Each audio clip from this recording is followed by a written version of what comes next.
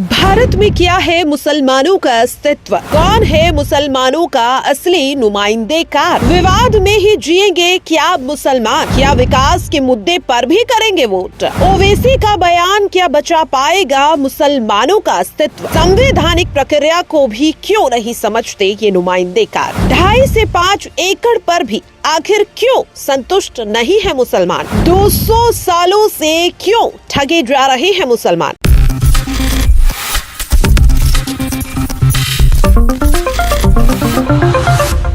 नमस्कार, next 9 news देख रही है आप और मैं हूँ आपके साथ प्रज्ञा सिंह।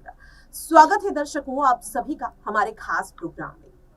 भगवान श्री राम की जन्मभूमि कही जाने वाला अयोध्या हिंदू मुस्लिम विवाद कोई नया मुद्दा नहीं है। इस मुद्दे पर आम जनता को पिछले 500 से ज्यादा सालों से भटकाया जा रहा है। ऐसा माना जाता है कि राम राज्य से ही वहां पर एक भव्य मंदिर अयोध्या में पहले से ही मौजूद था और भगवान श्री राम वहां के रघुकुल के राजा दशरथ के पुत्र थे और उन्हीं के जन्म स्थली पर अयोध्या में भव्य मंदिर का निर्माण कराया गया। लेकिन 1527 में बाबर भारत में आता है और पानीपत की लड़ाई में जीत हासिल कर बाबर ने मीर बाकी को अपना गवर्नर बनाया और मीर बाकी ने 1528 में मंदिर को तोड़कर बाबरी मस्जिद का निर्माण कराया। मुगलों ने लगभग 300 सालों तक भारत पर राज किया। उस समय हिंदुओं के साधु संतों ने भले ही इस पर प्रमुखता से बात ना रखी हो, लेकिन जैसे ही अंग्रेजी हुकूमत हिंदुस्तान पर हावी हुई उसी समय से देखा गया कि बाबरी मस्जिद का जो विवाद है वो शुरू हो गया। ये लगभग 200 साल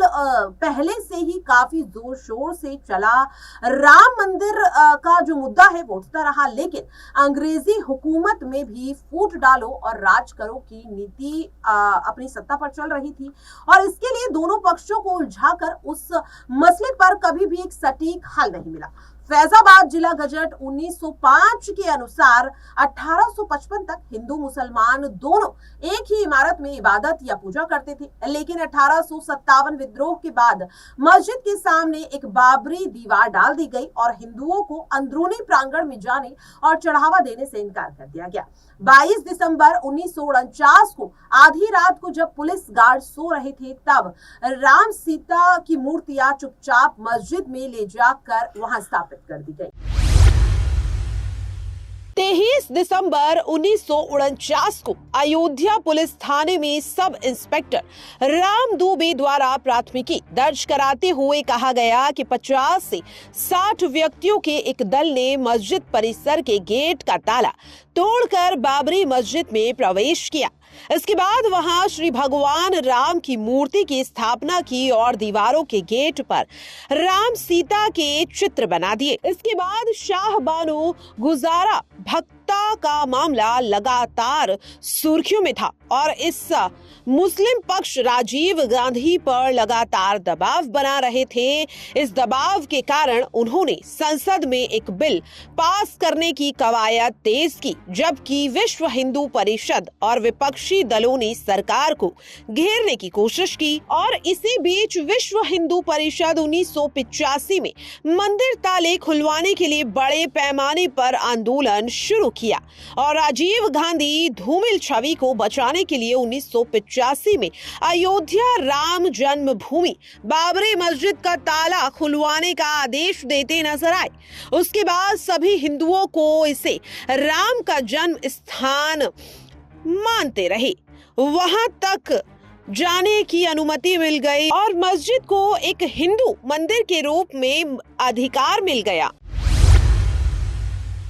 तो आइए अब कुछ खास मुख्य बिंदुओं के जरिए न्यूज रूम में मौजूद अपने सहयोगियों से समझेंगे कि आखिरकार उनकी क्या राय है इस पूरे मुद्दे को लेकर। राम जन्मभूमि बीजेपी पार्टी का मुख्य एजेंडा बना।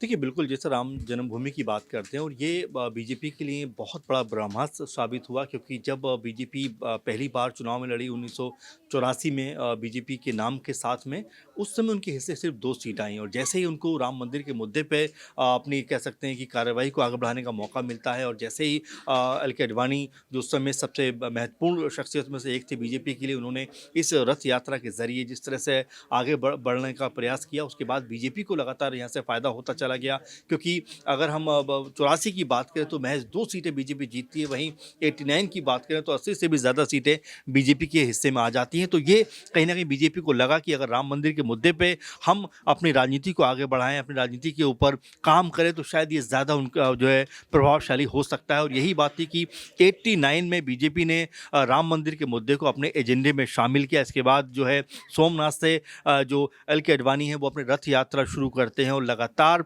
इस मुद्दे के ऊपर काम करते हैं और यही वजह थी कि 1991 के चुनाव में बीजेपी ने पहली बार 100 का आंकड़ा पार किया, यानी कि 120-25 के आसपास सीटें बीजेपी ने जीती, जो ये बता रहा था कि किस तरह से राम मंदिर का मुद्दा जो है वो बीजेपी के लिए फ़ायदे का सौदा साबित हो रहा था और इसको बीजेपी अच्छे से जानती थी और इसी को लेकर चाहे अडवाणी हो या अटल बिहारी वाजपेयी जी हों, दोनों ही नेताओं ने बड़े लेवल पे राम मंदिर की चर्चा छेड़ी और लगातार लोगों को अपने साथ लिया और लोगों ने भी अच्छा खासा समर्थन बीजेपी का किया क्योंकि 84 में जिस पार्टी की 2 सीटें हों, उस पार्टी के ऊपर तमाम लोग हँसते हों, उस पार्टी का आज अगर कद देखें आज तो कम से कम 300 से भी ज़्यादा सीटें इस समय लोकसभा में मौजूद हैं। तो ये राम मंदिर का अहम मुद्दा था जिसको बीजेपी ने जब से इसके ऊपर कह सकते हैं कि राजनीति शुरू की, उसको आज तक नहीं छोड़ा क्योंकि 22 जनवरी को इस मंदिर का उद्घाटन है और पीएम मोदी इसमें शामिल होने वाले हैं। यानी कि बीजेपी पार्टी को अगर पार्टी बनाया तो उसमें राम मंदिर का अहम योगदान माना जाएगा। राम जन्मभूमि से बीजेपी पार्टी का कद बढ़ा।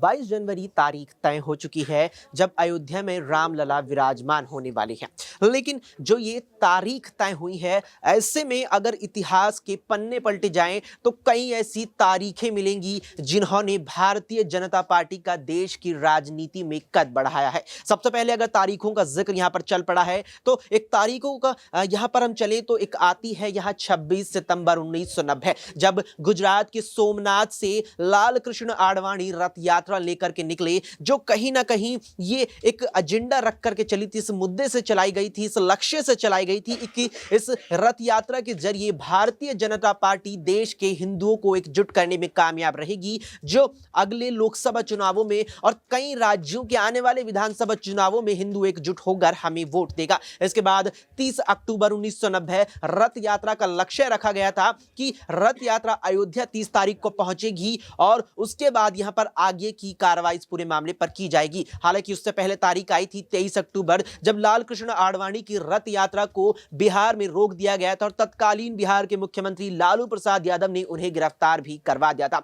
लेकिन ये पूरा मामला यहीं तक यहां खामोश नहीं रहा। इसके बाद तारीख आई 30 अक्टूबर 1990 की। 30 अक्टूबर वो दिन था जब अयोध्या के विवादित स्थल की ओर यहां लाखों कार सेवकों की भीड़ बढ़ी चली जा रही थी और उस भीड़ को रोकने के लिए सुरक्षा बल भी तैनात था, जिसने भीड़ को देखते हुए सुरक्षा और भी ज्यादा बढ़ा दी थी। लेकिन स्थिति ये आ चली कि भीड़ को रोकना मुश्किल हो गया और उसके बाद लखनऊ से कमिश्नर के पास फोन आता है और फोन पर सुनाई देता है फायर। फिर क्या था, इसके बाद पुलिस गोलियां दाग देती है और भारी संख्या में कार सेवकों की मौत हो जाती है। लेकिन यह मौत का और गोली चलाने का सिलसिला यहीं तक सीमित नहीं रहा। इसके बाद तारीख आती है 2 नवंबर 1990, जब कार सेवकों की भीड़ एक बार फिर से उन्मादी यहां होती है, कहीं ना कहीं उग्र होती है और विवादित ढांचा या कहा जाए कि बाबरी मस्जिद की ओर बढ़ी चली जाती है और जिसको रोकने के लिए एक बार फिर से पुलिस पर दबाव रहता है और एक बार फिर से लखनऊ से फोन बजता है कि फायर। इसके बाद यहां पर गोलियां इस तरह चलाई जाती हैं कि भीड़ में यहां भगदड़ मच जाती है और बाबरी मस्जिद के पास सरयू नदी के पुल पर भगदड़ की स्थिति यह थी कि उस भगदड़ में कई लोग मारे गए, जिसके बाद उसका फायदा बीजेपी को बहुत ही भारी संख्या में मिला। और फायदा का अंदाजा इस चीज से लगाया जा सकता है कि जब यह गोलीकांड अयोध्या में हुआ, इसके बाद से मुलायम सिंह यादव जो उस वक्त सूबे के मुख्यमंत्री थे, उत्तर प्रदेश के बतौर मुख्यमंत्री कमान संभाल रहे थे, उनकी छवि एक मुस्लिम नेता के तौर पर बन गई थी। मुल्ला मुलायम सिंह यादव को कहा जाने लगा था और इसका फायदा बीजेपी को इस कदर मिला कि 1990 के बाद जो यूपी के विधानसभा चुनाव हुए उसमें भारतीय जनता पार्टी ने पूर्ण बहुमत से सरकार भी बनाई थी और स्वर्गीय कल्याण सिंह बतौर मुख्यमंत्री यूपी की कमान संभालते हुए दिखाई दिए थे। हालांकि इसके बाद जिस तरह से 6 दिसंबर 1992 को बाबरी विध्वंस हुआ तो उससे कहीं ना कहीं बीजेपी को झटका इस तरह लगा था कि तत्कालीन पीवी नरसिम्हा राव की सरकार ने 4 राज्यों से भारतीय जनता पार्टी की सरकार को बर्खास्त कर दिया था, लेकिन उससे भी बीजेपी को फायदा मिला। बीजेपी को उससे फायदा इस तरह से निकल करके सामने आया कि छवि बीजेपी की यह बनी कि जिस स्थिति में, जिस लोकतंत्र में सरकारें बचाने के लिए राजनीतिक दल क्या से क्या कर जाते हैं, ऐसे में भारतीय जनता पार्टी ने केवल राम मंदिर और रामलला के लिए 4 राज्यों में अपनी सरकारें गंवा दी और इसके साथ ही बीजेपी की हिंदूवादी छवि और भी ज्यादा मजबूत हुई, जिसका फायदा अगले लोकसभा चुनावों में भी मिला और खास तौर पर 2014 के लोकसभा चुनावों में इसका सीधे तौर पर फायदा देखने को मिला कि बीजेपी ने एक बार फिर अपने एजेंडे में राम मंदिर को रखा और पहली मर्तबा भारतीय जनता पार्टी केंद्र की सत्ता में पूर्ण बहुमत से आई और 2019 में भी पार्टी ने इसी तरीके से अपना कमल खिलाया और 300 पार भी कर दिखाया। राम जन्मभूमि पर कांग्रेस की एक गलती बीजेपी के लिए रामबाण साबित हो गई।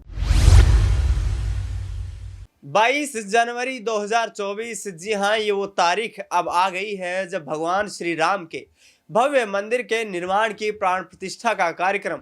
अयोध्या की पवित्र धरती पर किया जाएगा। आपको बता दें कि प्रधानमंत्री नरेंद्र मोदी से लेकर उत्तर प्रदेश के मुख्यमंत्री योगी आदित्यनाथ समेत जिला प्रशासन इस पूरे भव्य समारोह को आयोजित करने के लिए इसकी लगातार मॉनिटरिंग कर रहा है। अयोध्या नगरी को पूरी तरीके से भगवान श्री राम के रंगने की कोशिश की जा रही है। इसी को ध्यान में रखते हुए आपको बता दें कि यहाँ पर भारतीय जनता पार्टी 2024 के लोकसभा चुनाव में अपने चुनावी एजेंडे में राम मंदिर को शामिल करने के लिए कमर कस चुकी है। लेकिन आपको बता दें कि यहाँ पर जिस तरीके से भारतीय जनता पार्टी यहाँ राम मंदिर को अपना मुद्दा बना रही है, तो राजीव गांधी जो कि देश के पूर्व प्रधानमंत्री रह चुके हैं, उनका योगदान भी यहाँ पर कम नहीं नजर आ रहा है। आपको बता दें कि वर्ष 1985 में राजीव गांधी ने रामानंद सागर नामक एक धार्मिक कार्यक्रम का प्रसारण शुरू करवाया। उसके बाद 1986 में उन्होंने उत्तर प्रदेश के तत्कालीन मुख्यमंत्री वीर बहादुर सिंह को कहकर राम मंदिर के दरवाजे को खुलवाया और उसके बाद से लगातार वहां पर वो दावा करते नजर आए कि सरकार में यदि वापसी होती है तो कांग्रेस पार्टी राम मंदिर को बनाने का काम करेगी। लेकिन दुर्भाग्यवश पूर्व प्रधानमंत्री स्वर्गीय राजीव गांधी का निधन हो जाता है। तमिलनाडु के श्री पेरम्बूर में उनकी गोली मारकर हत्या कर दी जाती है और एक तरीके से फिर से राम मंदिर के मुद्दे पर तलवार लटक जाती है। आपको बता दें कि भगवान श्री राम का मंदिर जो अयोध्या में बनकर तैयार हो रहा है, इसमें कांग्रेस पार्टी अब यहां से मुद्दे से छिटकती नजर आ रही है और एक तरीके से प्रधानमंत्री नरेंद्र मोदी जिस तरीके से इस पूरे मामले को अपना क्रेडिट देना चाहते हैं, उसमें कांग्रेस पार्टी को यहां से झटका लग सकता है, जबकि पूर्व प्रधानमंत्री राम जन्मभूमि विपक्षियों के लिए अब सिरदर्द बन गया। विपक्ष का जो इंडिया अलायंस है उसके मुद्दों के इर्द गिर्द घूमता नजर आएगा। विपक्ष बड़ी ऊहापोह में दिख रहा है कि 22 जनवरी को जो रामलला का प्राण प्रतिष्ठा कार्यक्रम है उसमें जाएं कि नहीं जाएं। कांग्रेस की तरफ से बयान आया कि 22 जनवरी को ही पता चलेगा कि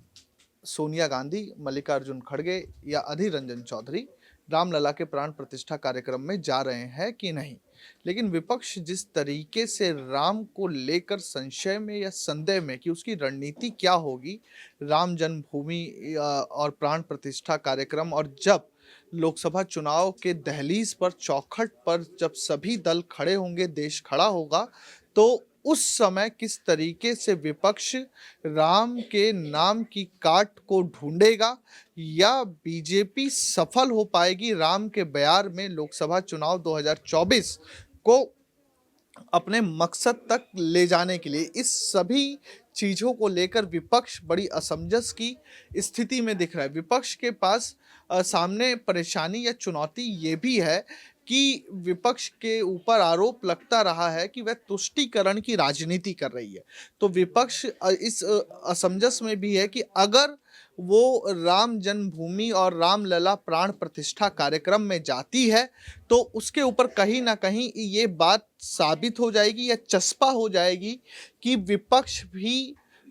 प्रत्यक्ष और अप्रत्यक्ष तौर पर सॉफ्ट हिंदुत्व या हिंदुत्व का सहारा ले रहा है 2024 का चुनाव जीतने के लिए या कम से कम अपनी इज्जत को बचाने के लिए। और अगर नहीं जाती है तो बीजेपी ये आरोप लगा सकती है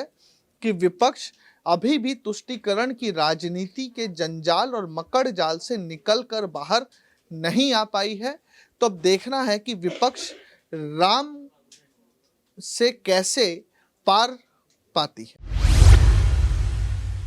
राम जन्मभूमि पर 75 साल से ठगे गए मुसलमान। राम जन्मभूमि को लेकर के जब से ये पूरा मामला सियासत के केंद्र में आया उसके बाद से ही कई ऐसी पार्टियां रही जो इस पूरे मुद्दे पर कहीं ना कहीं, खास करके सेकुलर पार्टियों की अगर हम बात करते हैं तो वो इस पूरे मामले पर मुसलमानों के पक्ष में होने का दावा करती रही। और आज इस समय सेकुलरिज्म के सबसे बड़े अलमबरदार के तौर पर जो पार्टी निकल करके सामने आती है आपकी नज़रों में, आप भी उस पार्टी का नाम अगर लेंगे तो कांग्रेस ही होगा। लेकिन कांग्रेस पार्टी क्या वाकई मुसलमानों की बेहतरी के लिए कोई ऐसे काम किए जो आज आपको नजर आता है? सबसे पहले इस पूरे मुद्दे पर जो कमलनाथ ने बयान दिया और ये कहा कि राम मंदिर का ताला जो खुलवाया गया, जो पूजा करने की अनुमति मिली, वो राजीव गांधी के शासनकाल में मिली। तो आखिरकार कांग्रेस पार्टी इस बात का दावा कैसे कर सकती है? और वाकई अगर अल्पसंख्यकों के लिए कांग्रेस पार्टी ने बीते 50-60 वर्षों की उस सरकार में कोई अच्छे कदम उठाए होते तो आज क्या मुसलमानों की जो एक तरीके से प्रतिशत की अगर हम बात करें सरकारी नौकरियों में या अन्य जगहों पर, क्या वो इतना ज़्यादा घट जाता? और आज स्थिति ये हो चुकी है कि कोई भी मुस्लिमों के पक्ष में बोलने से जो है डर रहा है। यानी कि इस पूरे मामले पर कोई भी बोलने से जो है कहीं ना कहीं खुद को जो है बचाने की कोशिश करता है। अब सोचिए, जिस पार्टी को राम मंदिर के नाम पर हमेशा मुसलमानों ने डर कर भारतीय जनता पार्टी से कांग्रेस का साथ देने का काम किया, आज वो पार्टी किसी भी मुद्दे पर खुल करके नहीं बात रखती है, किसी भी मामले पर मुसलमानों के पक्ष में वो खुल करके नहीं उतरती है। इसका क्या कारण माना जाए? क्या राजनीति ने करवट ली और उसके बाद कांग्रेस पार्टी भी ये समझ चुकी है कि अब मंदिर की तरफ ही रुख करना पड़ेगा, मस्जिद की बात कर वो फिर से एक बार सत्ता में वापसी नहीं कर पाएंगे। और स्थिति बिल्कुल यही बन चुकी है कि बीते 75 वर्षों में राम मंदिर के नाम पर भारतीय जनता पार्टी का खौफ दिखाकर मुसलमानों को ठगा गया, उनके वोट का राजनीतिक रूप से इस्तेमाल किया गया। तो देखा आपने कि हमारे सहयोगियों ने किस तरह से अपनी राय के जरिए बताया कि आखिरकार क्यों 500 सालों से भगवान श्री राम की जन्म स्थली कहे जाने वाला अयोध्या विवादों में क्यों घिरा रहा। राम जन्मभूमि पर अगर प्रमुखता से नजर डाली जाए तो ये इतना बड़ा मुद्दा नहीं था जितना बड़ा मुद्दा अंग्रेजों से लेकर अपने देश के कुछ नेताओं ने इसे बना दिया। अंग्रेजों की नीति थी फूट डालो और राज करो, कांग्रेस की नीति थी डराओ और राज करो। देश के इस तरह के मुद्दों को आपसी बातचीत के जरिए शायद सुलझाया जा सकता था, लेकिन देश के चंद नुमाइंदेकार अपने फायदे के लिए लाखों कुर्बानियां दिलाने के लिए तैयार रहते हैं। देश में विवाद नहीं होगा तो नेताओं को आवाम कैसे मिलेगा? यही वजह थी कि देश के सारे विवादित मुद्दे देश को आजाद हुए 75 साल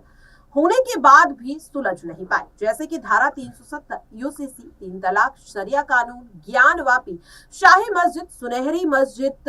इत्यादि मुद्दों को सुलझा दिया जाए तो देश सिर्फ विकास की बात करेगा, फिर चंद लोगों की सियासी दुकान पूरी तरह से बंद हो जाएगी। अंग्रेज तो देश से चले गए, लेकिन गुलामी की जो मानसिकता है वो शायद आज भी भारत देश में बनी हुई है और इसीलिए 75 साल अमृत काल मना रहा भारत देश आज भी उस